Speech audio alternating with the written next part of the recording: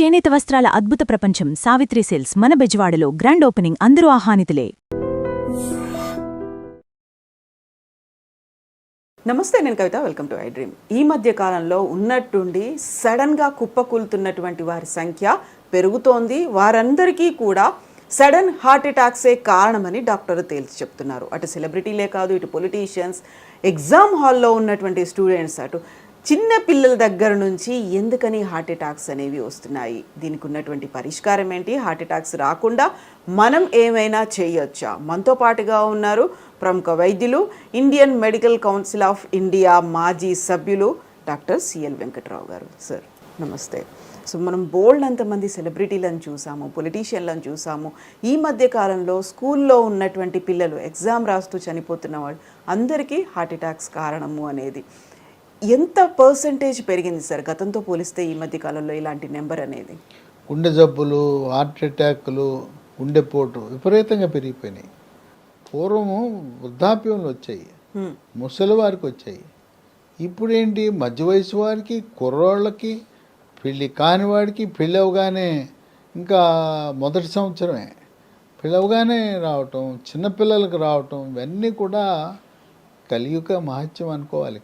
కలియుగం పిల్లలకే జబ్బులు, నడి వయసులోనే జబ్బులు. ఆ బెంగళూరులో అయితే పునీత్ రాజ్ కుమార్ అని ప్రముఖ కన్నడ నటుడు. కొంతమంది ఏమనుకుంటారంటే, రోజు జిమ్కి వెళ్తున్నా నాకు గుండె జబ్బు రాదు అని ఆహా ఓహో అనుకుంటారు. ఆ మహానుభావుడు కూడా రోజు జిమ్ చేసేవాడు. జిమ్ చేస్తుండగానే గుండెపోటు వచ్చింది. హాస్పిటల్లో చేరాడు, ఏం కాపాడలేకపోయాం. అతనికి ఏమి చెడ్డ అలవాట్లు లేవు. పొగ తాగడు, మందు తాగడు, ఏమీ లేకుండా మరణించాడు.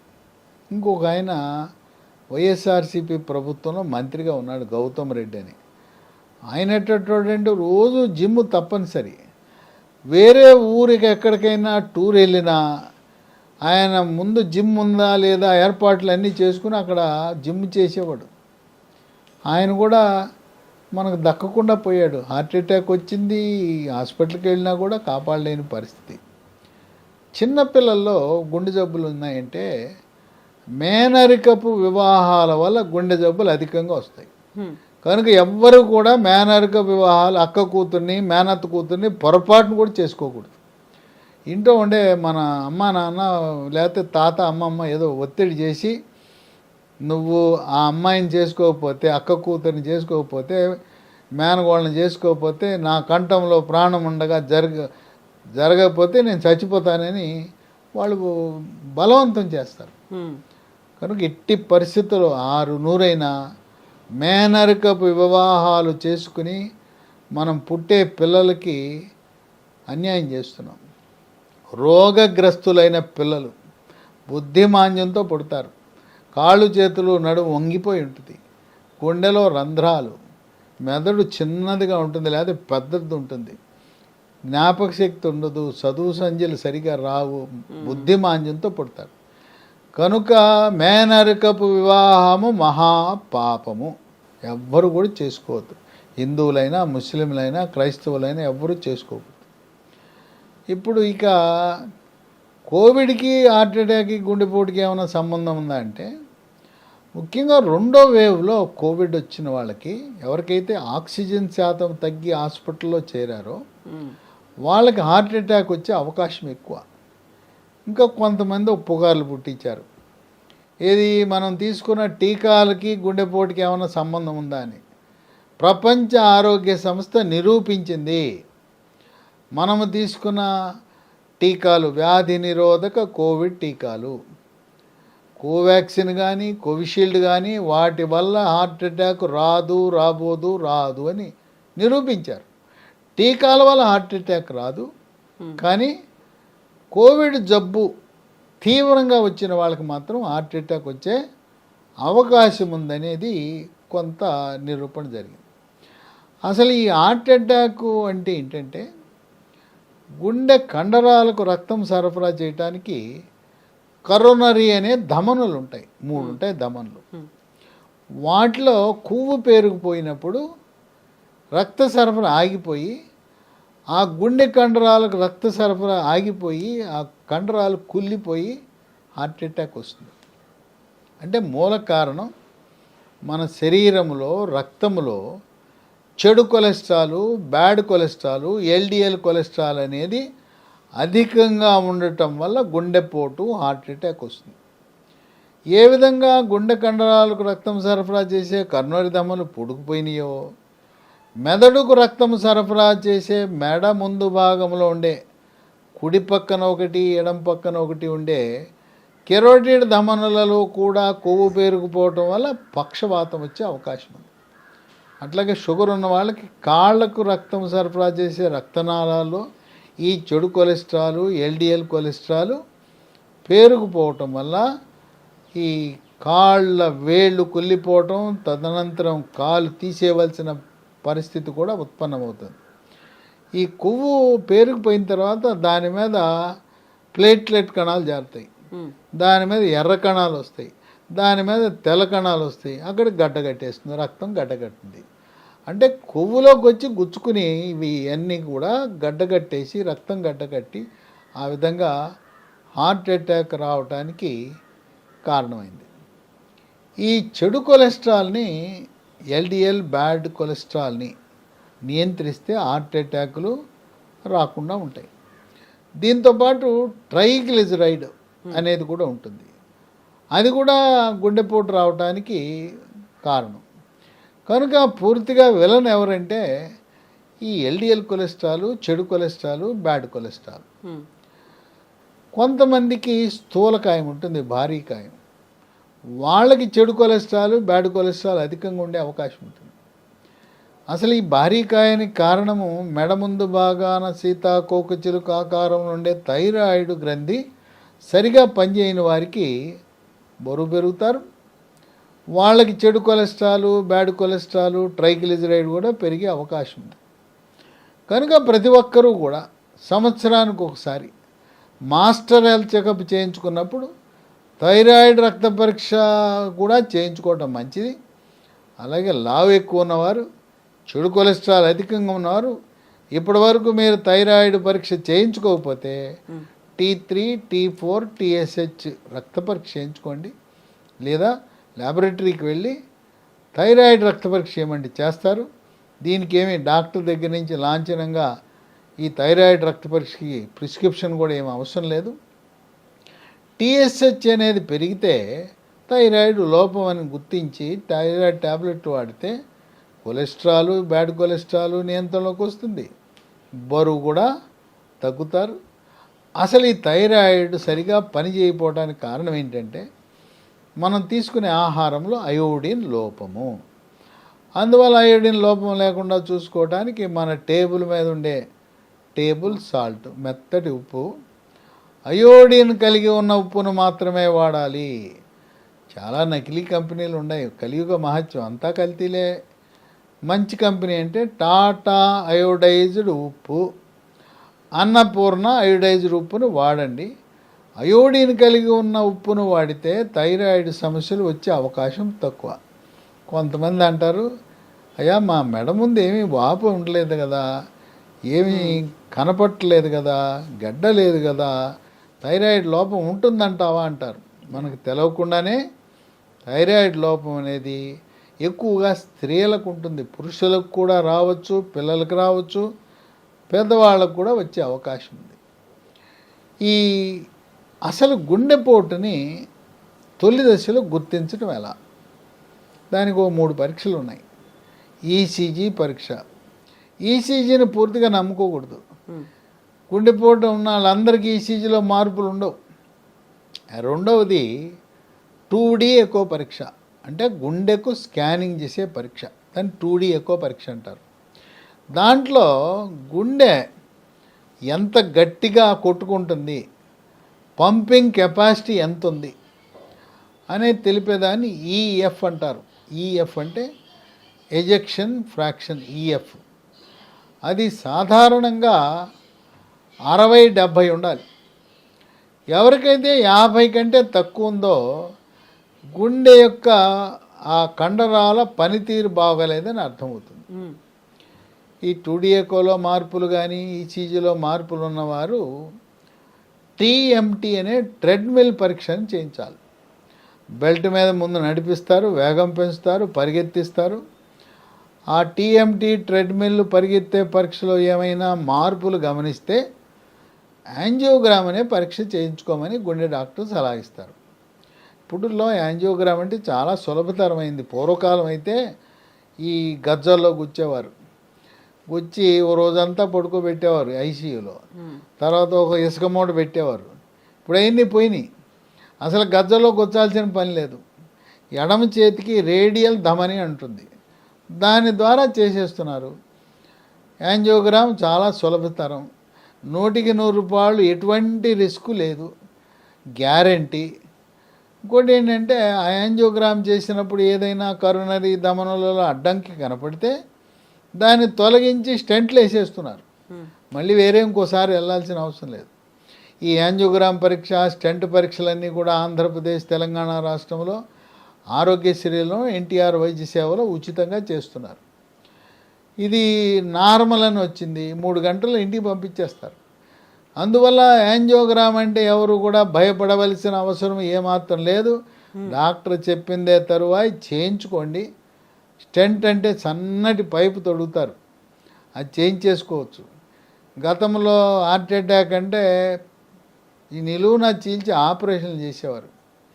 ఒక రక్తనాళం మూసుకుపోతే స్టెంటు, 1 కంటే ఎక్కువైతే ఆపరేషన్ అనేది అనేవారు గతంలో. ఇప్పుడు అట్లా అవసరం లేదు. 3 మూసుకుపోయినా, 4 మూసుకుపోయినా, 5 మూసుకుపోయినా కూడా 2-3 దశల్లో 5-6 స్టెంట్లు కూడా వేసే పరిస్థితి ఉంది.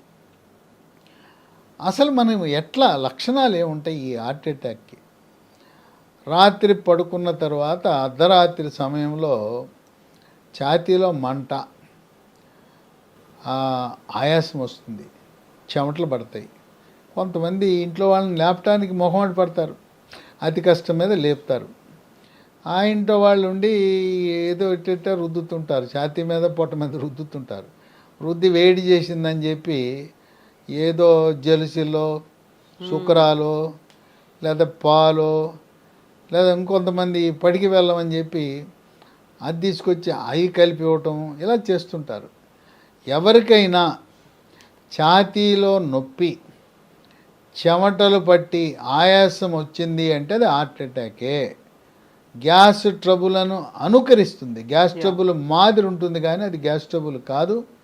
అర్ధరాత్రి అయినా కూడా ఇంటిలో కుటుంబ సభ్యులు నిద్రలేపి, మనకు రవాణా అంటే 108 అంబులెన్సులు ఉన్నాయి. ఆంధ్రప్రదేశ్, తెలంగాణలో కూడా 108 అంబులెన్సులు పిలిచి వెంటనే అన్ని సదుపాయాలు కలిగిన హాస్పిటల్కి వెళ్ళండి, చిన్న హాస్పిటల్కి వెళ్ళొద్దు.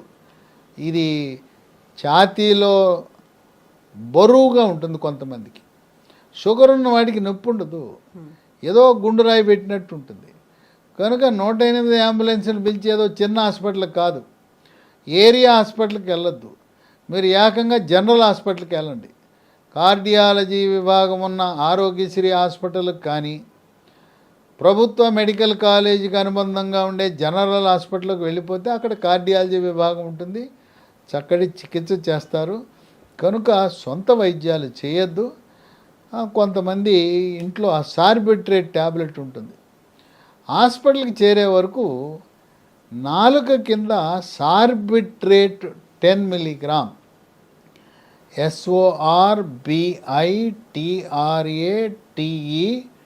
10 మిల్లీగ్రామ్ ట్యాబ్లెట్ నాలుగు కింద పెడితే కొంత ఉపశమనం వస్తుంది. అంటే కొంత సమయాన్ని మనము కొంత ఉపయోగపడుతుంది. కనుక ఎవరు కూడా ఇదేమి ముందు నష్టమో, ఈ హార్ట్ అటాక్లన్నీ కూడా తెల్లవారుజామున వస్తాయి.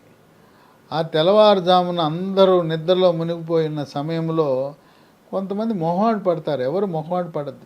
మరీ ముఖ్యంగా షుగర్ ఉన్నవాళ్ళు, స్థూలకాయం ఉన్నవాళ్ళు, బీపీ ఉన్నవాళ్ళు, ఇలాంటి పరిస్థితి, ఛాతీలో నొప్పి, మంట, బరువు, చెమట, ఆయాసం. ఇంకో కొంతమందికి గాలి చాలని అభిప్రాయం ఉంటుంది. గాలి ఆడటంలో కిటికీలు తెరువు, తలుపులు తెరువు, గాలి ఆడటంలో ఫ్యాన్ వేయమంటాడు. ఇవన్నీ కూడా గుండెపోటుకి లక్షణాలు. తర్వాత ఈ కొలెస్ట్రాల్ నియంత్రించడానికి అలోపతి వైద్యంలో కెమికల్స్ ఉన్నాయి.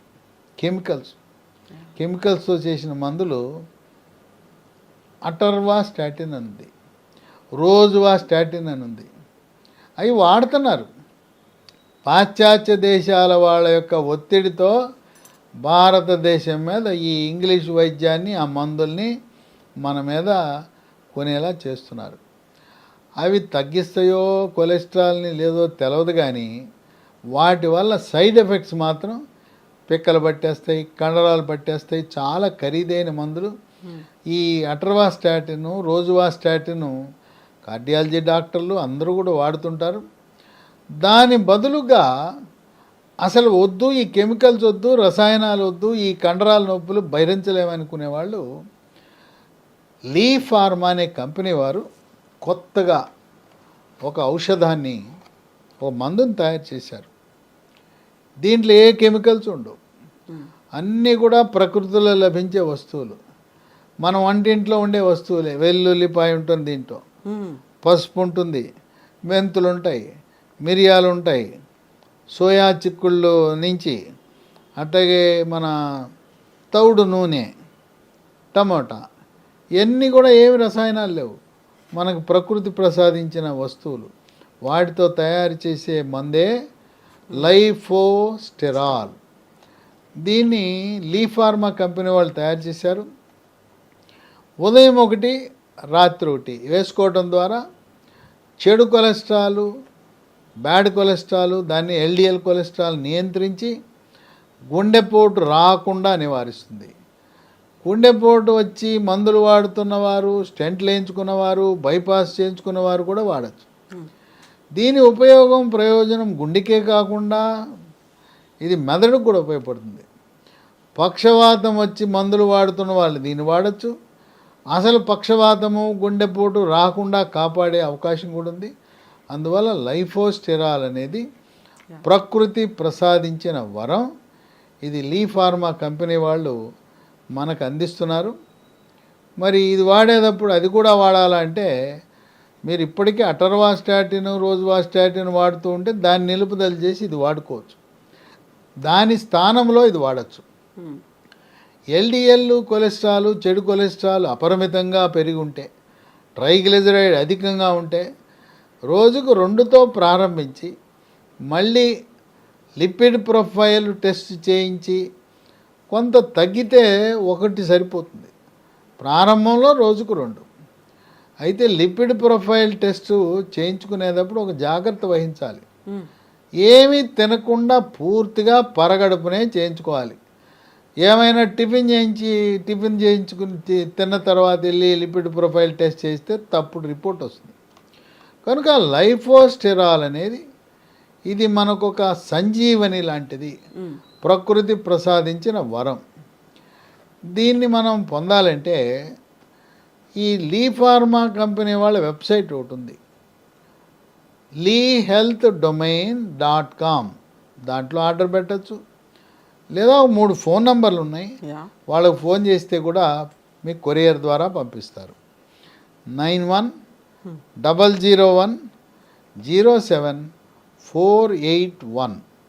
9100107481 8977030218 950289737 అనేది 3వ నంబరు. కనుక నిశ్చింతగా హార్ట్ అటాక్ రాకుండా కాపాడటానికి, వచ్చిన తర్వాత మందులు కానీ స్టెంట్లు కానీ ఆపరేషన్ అయిన వాళ్ళకి, పక్షవాతం రాకుండా నివారించడానికి, పక్షవాతానికి వచ్చిన తర్వాత కాలు చెయ్యి బలహీనత వచ్చిన తర్వాత మందులు వాడుతున్నవారు, అలాగే కాళ్ళకి రక్త సరఫరా తగ్గి కాళ్ళ వేళ్ళు కుళ్ళిపోవటము, నల్లగా అవటము, లేదా ఒక కాలు మోకాలు కిందో మోకాలు పైన తీసివేసిన వారు, వారికి ఒక చక్కటి దివ్య ఔషధంగా మనం భావించవచ్చు. ఇది మిగతా అలోపతి మందులు, ఇంగ్లీష్ మందులు, గుండెకి, బీపీకి, షుగర్కి, ఆస్తమాకి, రకరకాల జబ్బులకు వాడుతున్న వాళ్ళు కూడా దీన్ని వాడచ్చు. దీనికి దానికి ఎటువంటి రియాక్షన్లు రావు. ఇవన్నీ మనం వంటింట ఉండే దినుసులతో తయారు చేసిన ఈ ఔషధం కనుక దీనికంటూ సైడ్ ఎఫెక్ట్స్ ఉండవు కనుక ఆ మందులు వేసుకున్న 5 నిమిషాలకి దీన్ని వాడచ్చు. లైఫోస్టెరాల్ వాడటం ద్వారా ఇటువంటి హార్ట్ అటాక్లు చిన్న వయసులోనే మధ్య వయసులోనే మనని దేవుని సన్నిధికి తీసుకెళ్ళే ఈ హార్ట్ అటాక్లు రాకుండా కాపాడటానికి ఎంతగానో ఉపయోగపడుతుంది. Yes doctor, thank you so much doctor. So ఈ లైఫోస్టిరాల్ మెడిసిన్స్ కావాలనుకునే వాళ్ళకి ఈ వీడియో కింద డిస్క్రిప్షన్లో కంప్లీట్ డీటెయిల్స్ ఉన్నాయి. దీంతో పాటుగా www.lehealthdomain.comలో కంప్లీట్ డీటెయిల్స్ ఉన్నాయి. అలాగే స్క్రీన్ మీద స్క్రోల్ అవుతున్నటువంటి నెంబర్స్ కూడా కాల్ చేయొచ్చు, మీ ఆర్డర్ని బుక్ చేసుకోవచ్చు. Thank you so much. And for more videos, Please subscribe to iDream. Please subscribe to iDream. Please subscribe iDream. And please subscribe to iDream. For more videos, subscribe to iDream. please like, share and subscribe to the channel. Congratulations, iDream. Subscribe to iDream. Subscribe to iDream. So subscribe to iDream Media. iDream ki iDream team andarki huge congratulations. Please subscribe iDream Media. Please subscribe to iDream. Subscribe iDream. Please subscribe to iDream. iDream అంటే నా కళల channel subscribe చేసుకున్న నోరు తిరుగుతలేదు, మీరైతే గంట గుర్తు కొట్టండి. For more such videos, please subscribe to iDream. Subscribe to iDream. Please subscribe to iDream. Please subscribe iDream Media. Please do subscribe to iDream. Please subscribe to iDream Media. For best entertainment and information, please subscribe iDream. And don't forget to subscribe to iDream.